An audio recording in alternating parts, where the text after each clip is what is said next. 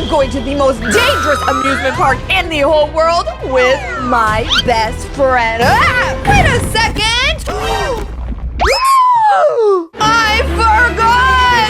Sorry, baby Nuggy, I guess you're not my BFF anymore because our brand new family member has now stolen your place. Secret brand new character! Be more low-key! I have not told the family about you yet, and I have especially not told them that you're coming to shopalexia.com on November 28th! Family, since this is my biggest secret to date, I need to put this giant secret back in the mystery box! And if you want to see the brand new member of our family, go to shopalexia.com/subscribe. And then I'll send you a letter showing you our brand new secret family member. Just for you. Oh, don't worry, baby Nuggy. We won't forget about you. Well, I don't know, because your brand new sibling is so cool. Family, today my new best friend are watching the worst amusement park accidents ever. Usually you go to amusement parks to have fun. But not this one. Exactly, brand new secret character that's coming out on November 28th. This is the most dangerous one in the world. So family, I need you all to smash like on today's video to make sure we are safe. Because I know one day you are gonna go to an amusement park too. And then you're gonna hope that you're safe too. If we don't get this video to 10 likes, then you're not gonna be safe. Oh no! And don't forget to subscribe to Anything Alexia for extra good luck. Accident number 1. On June 21st, 2007, 13-year-old Caitlin Lassiter arrived at Six Flags Kentucky Kingdom. No, not a 13-year-old girl. Family, we know what's gonna happen, don't we? With her family for what should have been a perfect summer day. The Louisville amusement park was bustling with visitors eager to escape the heat on the various rides and attractions. Caitlin, an active middle school student from nearby Elizabethtown, had been looking forward to this trip for weeks. No, they're setting it up! Caitlin, this cute little 13-year-old girl, was so happy to go to this park. And then out of nowhere, everything went dark.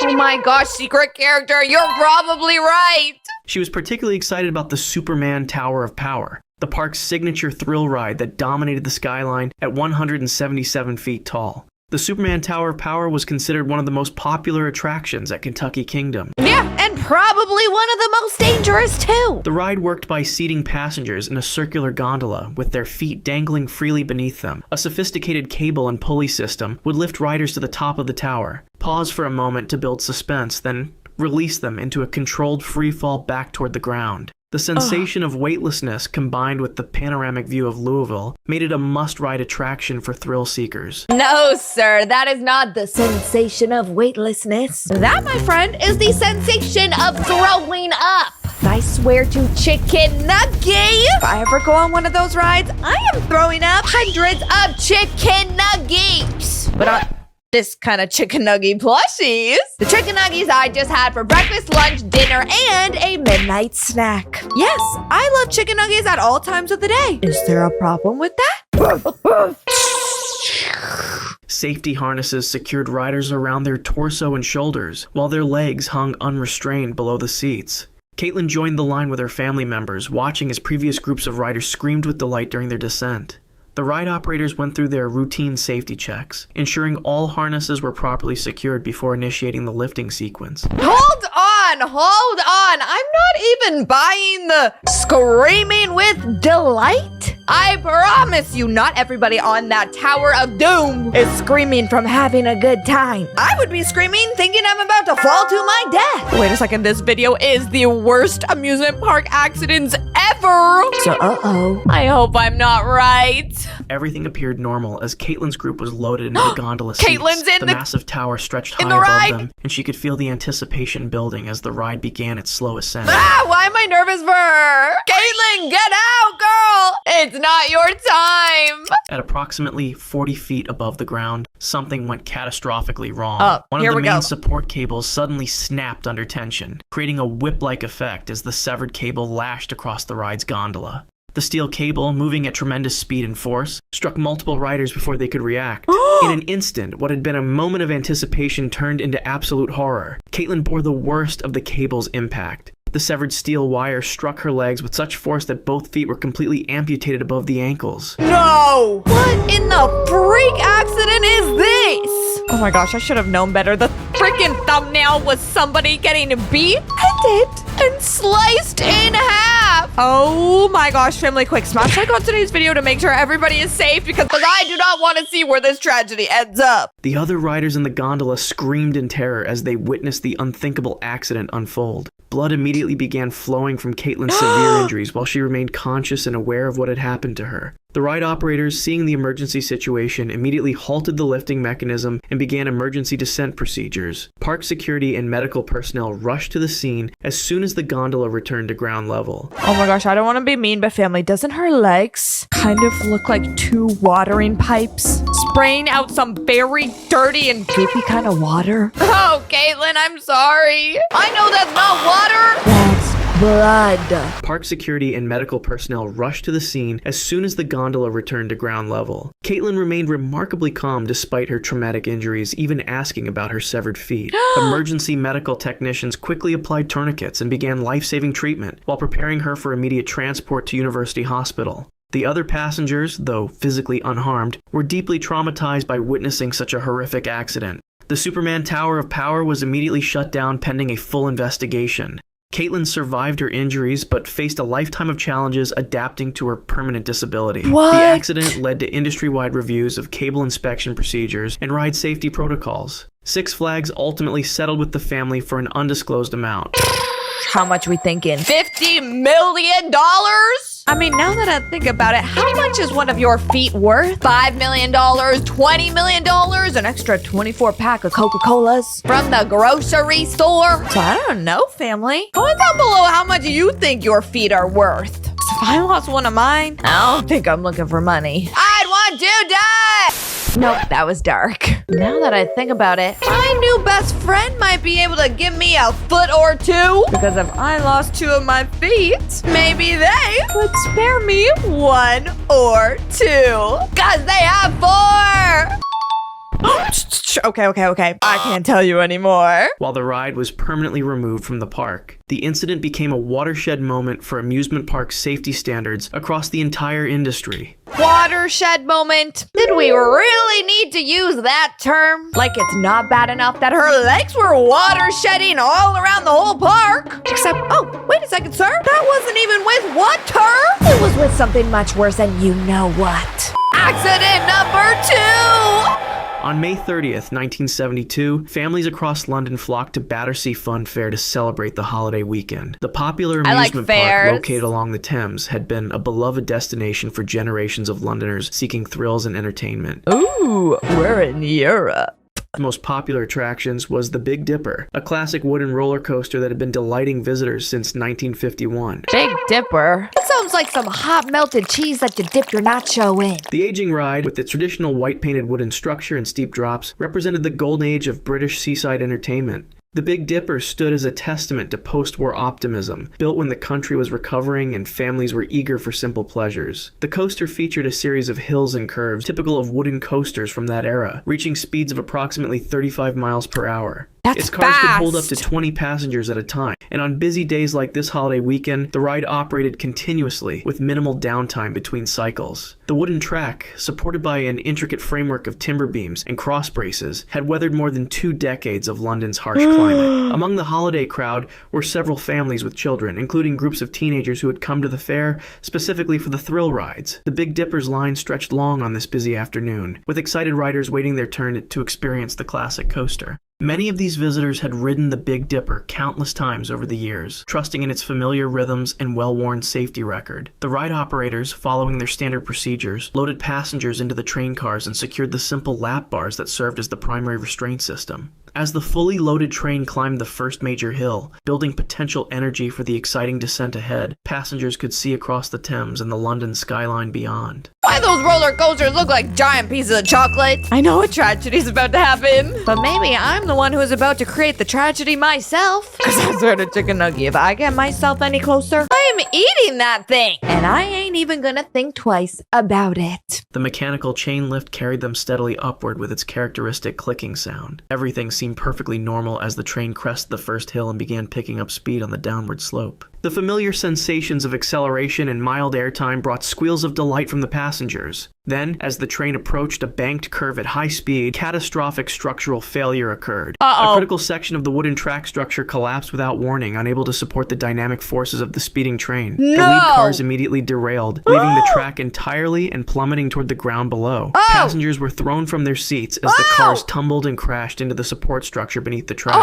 The wooden framework, never designed to catch falling train cars, splintered and collapsed under the impact. I'm sorry, are wooden poles supposed to catch a giant falling roller coaster car descending at lightning speeds? I mean, low-key in this incident, hopefully, because then at least these poor people will be safe. 5 people died instantly from the devastating crash, while 13 others sustained serious injuries ranging from broken bones to severe trauma. Oh my gosh, I was so wrong. I was so wrong. I was so wrong. I'm so sorry. No! The screams of the injured and terrified witnesses filled the air as park staff and visitors rushed to help. Emergency services arrived quickly, but the tangled wreckage of wooden beams, twisted metal, and overturned train cars made rescue efforts extremely difficult. Some victims remained trapped beneath the debris for hours, while rescue workers carefully dismantled the collapsed structure. The investigation that followed revealed that structural fatigue and inadequate maintenance had compromised the ride's safety. The wooden support beams had deteriorated over the years, weakened by weather exposure and the constant stress of train operations.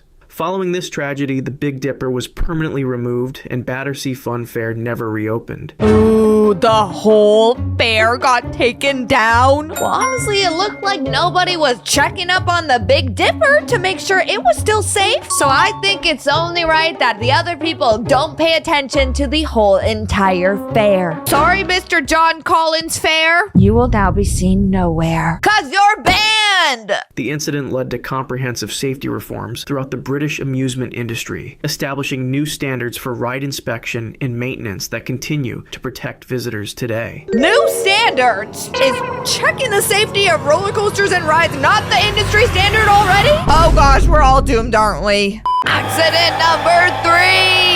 On August 7th, 2016, 10-year-old Caleb Schwab arrived at Schlitterbahn Waterpark in Kansas City with his family for what should have been a fun-filled summer day. Oh, you catch that, family? What should have been a fun day? Meaning that it was most definitely not a fun day, and poor little 10-year-old Caleb is probably gonna have the worst, or maybe even last, day of his life. Caleb was the son of Scott Schwab, a Kansas state legislator, and like many children his age, he was drawn to the park's most famous attraction. Towering above the water park, at 168 feet and 7 inches tall, stood Verrückt, officially recognized as the world's tallest water slide. Holy! That's a water slide? Okay, that is taking it too far. Honestly, I don't think you have to go on that ride to know that it's probably not a good idea. But let's see what happens. The German word verrückt means insane, a name that proved to be tragically prophetic. Oh no, he Verrückt said had opened tragically. just 2 years earlier amid great fanfare and media attention. The massive slide featured a unique multi-person raft system where 3 riders would be secured together in a specially designed inflatable raft. The ride began with a steep 17-story drop, followed by a second hill that created a moment of weightlessness before the final descent into a splash pool. Wait, they're on a The slide's tube? designers had incorporated overhead safety netting along portions of the ride to prevent rafts from becoming airborne, a safety feature that acknowledged the extreme forces generated by the attraction. The ride's operation depended on precise weight distribution among the 3 passengers. Safety guidelines specified that the combined weight of all riders should fall within a specific range to ensure the raft maintained proper contact with the slide surface throughout the journey. Okay, so we have to be a mathematician to ride this ride. Good to know. However, these weight requirements were often loosely enforced during busy periods, and park staff frequently allowed combinations of riders that fell outside the recommended parameters. Not a good On this start. particular day, the park was crowded with families enjoying the summer heat relief that the water attractions provided. Caleb was excited to experience the world record slide, despite being smaller than the typical rider. He was paired with 2 adult women in the 3-person raft, creating a weight distribution that was significantly below the recommended minimum. The raft was secured at the top of the 168-foot tower, with all 3 riders strapped in using Velcro and nylon restraints. Park attendants gave their standard safety briefing before releasing the raft down the steep initial drop. The raft accelerated rapidly down the first massive drop, reaching speeds approaching 70 miles per hour as it hit the bottom and began climbing the second hill. Due to the improper weight distribution, the raft carried too much momentum as it crested the second hill. Instead of following the slide surface as designed, the raft became completely airborne for several feet.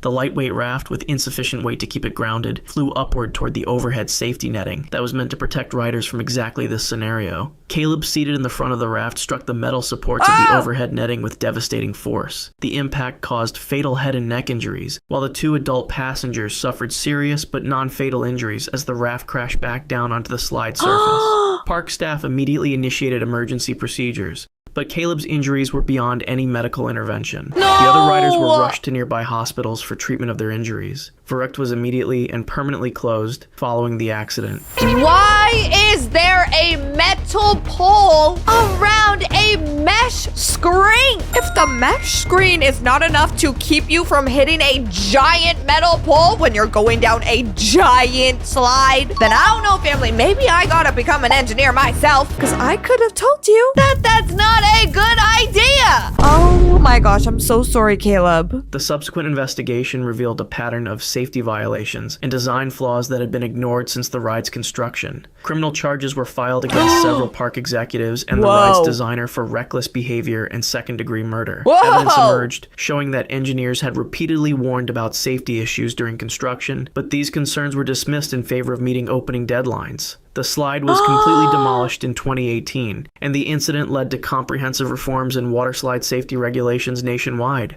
Wow, that's a sad one. At least there was some kind of justice to be had. And that goes to show, family, if you're at an amusement park or a water park, always please follow the rules. Accident number 4. On May 11th, 1984, Six Flags Great Adventure in New Jersey Six Flags. was experiencing I one love of its Six busiest Flags. spring evenings of the season. The warm weather had drawn large crowds to the popular theme park, with families and groups of teenagers eager to experience the various rides and attractions. Among the park's most popular draws was the Haunted Castle, a walk-through dark ride that promised visitors a terrifying journey through a maze-like structure filled with ghosts, monsters, and other frightening surprises. The attraction had become a must-visit destination for thrill-seekers looking for a different kind of adrenaline rush. The Haunted Castle was housed in a large castle-themed building that had been constructed as a temporary structure, but had remained in operation for several years. Oh my gosh, I'm nervous. I love haunted houses. And I'm probably about to see something that's never gonna make me want to go in one ever again. Inside, visitors would navigate through a series of narrow corridors, dark rooms, and tight passages while costumed actors and mechanical effects provided scares along the way. The building's interior was decorated with foam padding, fabric hangings, and various props designed to create an authentically spooky atmosphere. Spooky. These decorative materials, while effective for creating the desired ambiance, were highly flammable and had never been treated with fire-resistant chemicals. 8 teenagers, including a group of friends from nearby towns, had decided to experience the Haunted Castle together that evening. They were typical of the attraction's target demographic, young people seeking thrills and the social bonding that comes from shared scary experiences. The group purchased their tickets and joined the line outside the castle's entrance, joking nervously about what they might encounter inside. What's gonna happen None of them could here? have imagined that this routine visit to a popular theme park attraction would end in tragedy. Tragedy, no! I can't take any more tragedy in this video! The building's design created several inherent safety hazards that would prove fatal. The maze-like layout included numerous dead ends and confusing pathways intended to disorient visitors as part of the entertainment experience. Fire However, this hazard. same design made emergency evacuation extremely difficult, as there were very limited exit routes and no clear sight lines of safety. The building lacked a sprinkler system, smoke detection equipment, and adequate emergency lighting that would have been required in permanent structures housing public attractions. Shortly after 6:30 p.m., a small fire began in one of the foam-padded walls deep within the attraction. The exact cause was never definitively determined, but investigators suspected that either an electrical malfunction or a discarded cigarette had ignited the highly combustible foam materials. No. Within minutes, the flames spread rapidly through the interconnected rooms and corridors, fed by the abundant flammable decorations and furniture throughout the structure. The building quickly filled with thick, toxic smoke that made visibility nearly impossible. Visitors inside the attraction initially thought the smoke and heat were part of the show, as special effects were commonly used to enhance the scary atmosphere. That's not a part of the show! By the time people realized they were in genuine danger, the fire had spread extensively, blocking many of the limited exit routes. The maze-like interior, designed to confuse visitors under normal circumstances, became a death trap, as panicked people tried desperately to find their way out through the smoke-filled corridors. Oh my The gosh. 8 teenagers became separated and lost in the burning maze. Despite the efforts of emergency responders who arrived quickly at the scene, all 8 young people died from smoke inhalation before they could be rescued. No. The victims ranged in age from 15 to 18 years old, No. their lives cut short by a preventable tragedy that exposed serious gaps in amusement park safety regulations. The investigation that followed revealed numerous safety violations and regulatory failures. The structure had been approved as a temporary building, but had operated for years without meeting permanent building codes. Criminal charges were filed against several park officials, and the incident led to comprehensive reforms in fire safety requirements for all amusement park attractions nationwide. Family, lock them up, get these bad guys out of here. Because if you're ever stuck in a burning building, get very, very low to the ground and try to crawl your way out. Smoke and heat tends to rise, and if you stay standing, then you're gonna inhale those fumes and potentially Family, go to shopalexia.com/subscribe so I can send you a letter telling you what secret character is joining our family next. Smash like on today's video, subscribe to Anything Alexia, and click any video right here for the next Anything Alexia episode, or click right here to go to shopalexia.com to figure out the secret. Me and all these secret Nuggyland characters love you so much, and we'll see you all in tomorrow's video.